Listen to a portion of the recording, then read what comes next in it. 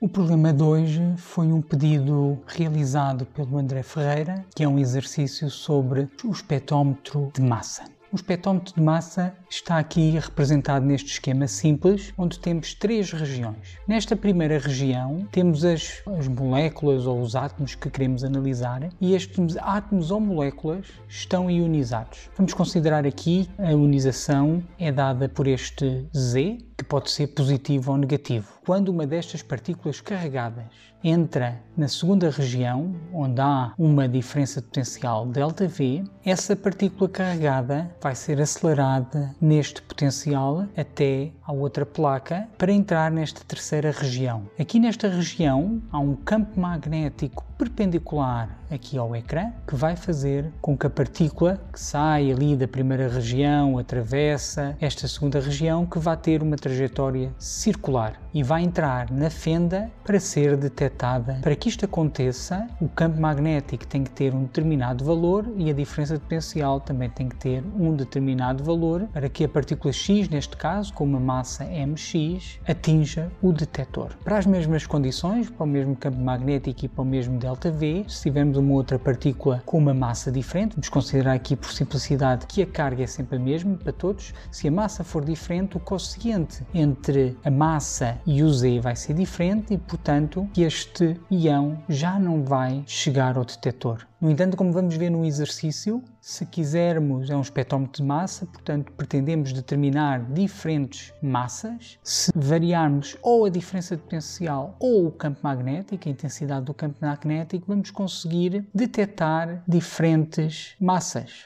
FTO é do subscreva e não se esqueça de carregar no sino. Vamos então analisar o que é que acontece quando uma carga Q, eu vou chamar Q porque se torna mais simples e vamos considerar também, sem perder generalidade, é positiva e quando esta carga entra nesta região vai sofrer esta diferença de potencial e vai ser acelerada porque se a carga for positiva, o campo elétrico que temos aqui dentro é dado por este vetor. Como o campo elétrico aponta sempre para os potenciais decrescentes, vamos ter aqui, esta placa vai estar a um potencial mais positivo do que esta e, portanto, pomos mais ou menos. Sendo assim, se a partícula de carga Q, e vamos também considerar que tem uma determinada massa m, chega aqui a este ponto com uma velocidade nula, nós sabemos que o ΔV, ou a diferença de potencial, ao fim e ao cabo, é a energia potencial elétrica por unidade de carga. Lembrando as relações entre a energia potencial e a energia cinética, sabemos que a variação da energia cinética vai ser igual a menos a energia potencial elétrica, que ao fim e ao cabo é este termo aqui assim. Mas, como o potencial é negativo aqui assim relativamente a este, isto significa que esta quantidade que nós aqui temos é negativa. Sendo assim, a variação da energia cinética é a energia cinética aqui menos a energia cinética aqui. A energia cinética aqui é nula, logo nós vamos ficar com 1/2 de mv ao quadrado, em que v é o módulo da velocidade com que a partícula Q chega aqui assim, a este ponto, depois de atravessar esta de diferença de potencial ΔV, vai ser igual a Q ΔV. E daqui facilmente vemos que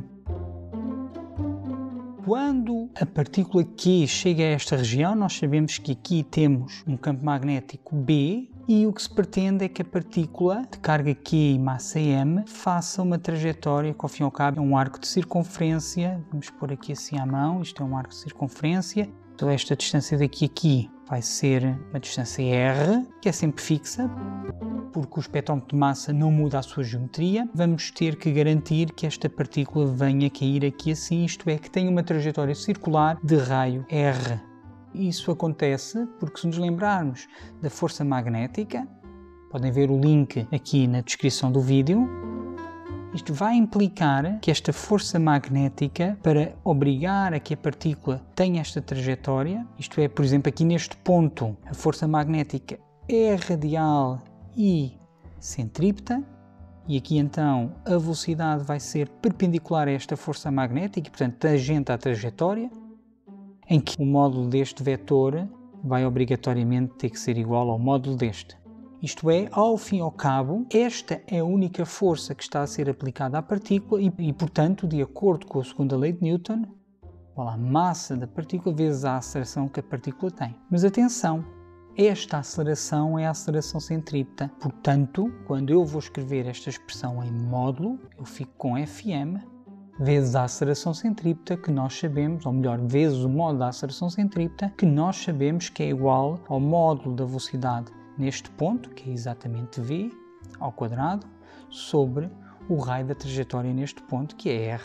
Mas desta expressão da força magnética, vemos imediatamente, através da regra da mão direita, que para que este vetor tenha esta direção radial e este sentido aqui indicado, que o campo magnético vai obrigatoriamente ter que apontar para fora do ecrã. Isto porque a carga é positiva. Se a carga fosse negativa, atenção que o campo magnético teria que ter o sentido oposto e, aliás, se a carga fosse negativa, a diferença de potencial nesta região aqui, a polaridade devia estar também invertida, teria que ser aqui. Aqui já não seria menos, seria mais, e aqui, em vez de ser mais, seria menos. Estamos a considerar que a carga é positiva. Sendo assim, como estes dois vetores fazem um ângulo de 90 graus, eu posso dizer que o módulo da força magnética é igual.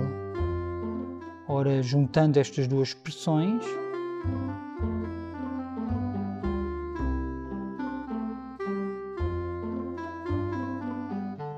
eu agora posso, usando esta expressão que aqui está em cima, esta aqui, com esta, posso escrever o seguinte.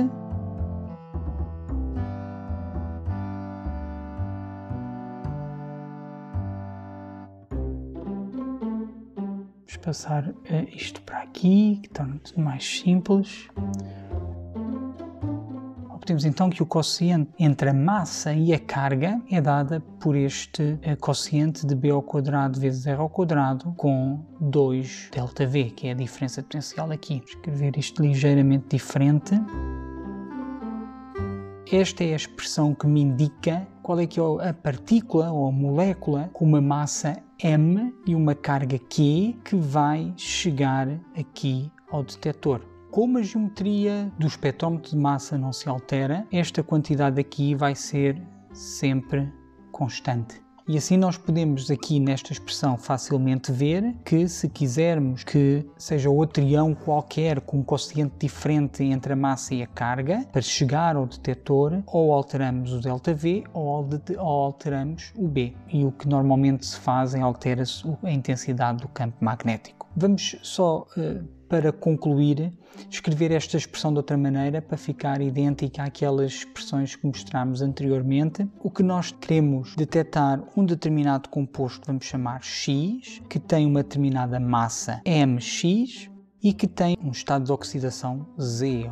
Neste caso em particular, estamos a considerar que este Z é positivo. Esta carga que nós aqui estamos a falar é sempre um múltiplo da carga fundamental, que é a carga do eletrão, ou o valor absoluto da carga do eletrão. Por isso, esta carga Q é sempre igual a Z vezes E, em que este E, atenção, é o valor absoluto da carga fundamental, é 1,6 vezes 10 elevado a menos 19 coulombs. Porque este Z pode ser positivo ou negativo, é o Z que nos indica o estado de oxidação do composto X. Sendo assim, quando eu vou fazer esta substituição,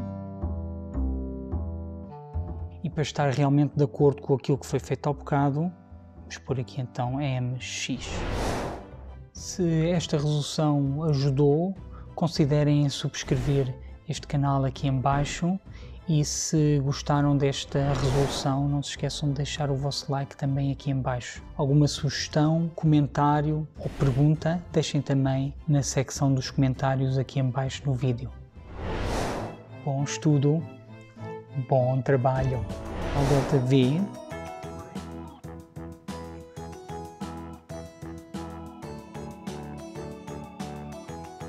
Aqui a falar é sempre um múltiplo de Z.